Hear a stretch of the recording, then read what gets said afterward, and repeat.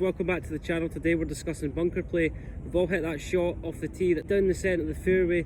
We come to our second shot, we flush it in our bunker and we're not really sure what we need to do to get the ball out. So what we're going to do today is we're going to talk about the basic setup principles that you need to implement within your practice to kind of offset your bunker woes. So this is the only shot in golf where we don't actually hit the golf ball. So we see a couple of commonalities before we even hit the shot related to club selection. We see a lot of golfers who don't take enough loft to get out the bunker. What they'll do is they'll take a 9-iron instead of taking a sand wedge, and what happens from there is when they set up to the golf ball, they'll move the ball position too far back and the handle a little bit too much ahead of the club head. So what happens from there, if I move close to the camera, if I dig the leading edge, if I get the hands a little bit too much ahead of the club head, the leading edge is going to be digging too much into the ground. So the more the leading edge digs into the ground, the less bounce we're going to have. So what we need to think about when we set up to this shot, we need to think about the easiest possible technique that's going to make you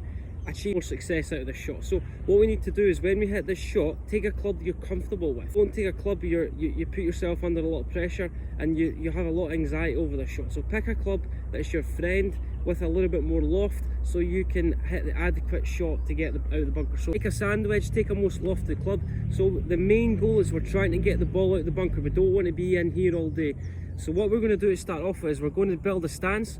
The first thing we need to understand is how high the lip is. If it's quite high, we need to take a little bit more loft. If it's quite a low lip, you can opt to take maybe less loft. But let's go for the most forgiving shot here. What we're going to do, feet together, we're going to build a stance. What we're going to do is we're going to flare our left foot out slightly. So left foot's going to flare out, so your toes pointing slightly away from the golf ball. What you're going to do from there is, as you set up to the golf ball, we're going to stand as wide as we can. The wider we go, the lower we're going to get to the sand. The lower we're going to get to the sand, we're going to just add a little bit more loft, and it's going to just make the club glide through the sand a little bit easier. So wider stance, wider than shoulder width apart. We're going to get the ball position just off the instep of my left foot, and what we're going to do is we're going to draw a line behind the golf ball. So remember, this is the only shot in golf where we don't actually hit the golf ball. So what we're going to do is we're going to hit a line behind the sand, maybe an inch behind the sand, and then we're going to accelerate the club through the hitting area. That's the most important thing. We're trying to spray the sand on the green. That is another analogy you can use to accelerate in the club head. So you're trying to spray the sand as far as you can go to help you get the ball out. So wider stance, draw that line, left knee over left toe. That's a good thing. That's a good kind of benchmark because that helps you keep your weight forward. What we're going to do is we're going to open the club face fractionally, and we're just going to lean the handle back slightly. So we're not opening the face, pushing the hands forward. We're opening the face, and we just feel like we're opening the face by leaning the handle back in that position. So that's going to help expose the bounce. From there, what we're going to do, weight's going to stay left. We're going to hit this shot as if we're swinging as fast as driver. So what we're going to do, we're going to hinge the club up, and then we're going to release it on the way through. So what we're going to do is we're going to hinge the club up, and then we're going to release it through. It's really important we release the club head here, because if we drag the handle too much in front of the golf ball, the leading edge digs in and we could be in here all day. So let's hope we've got a morning tee off time if you're this golfer, because you could be in here all day. Could be in here all day, so we might run out of daylight. So simple process.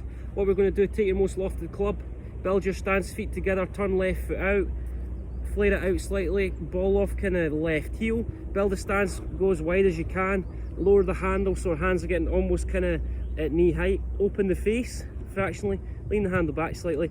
This is a good technique if you get a little bit too steep.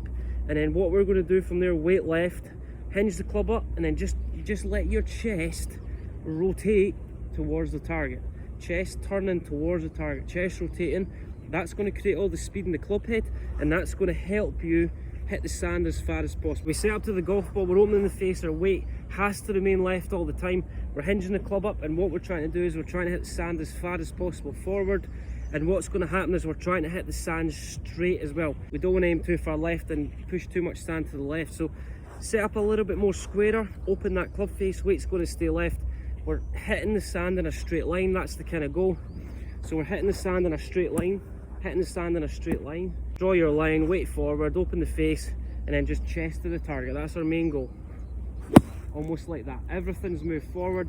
The sand's almost cleared the other side of the putting green. Guys, hope that makes sense. Let me know your thoughts on that video.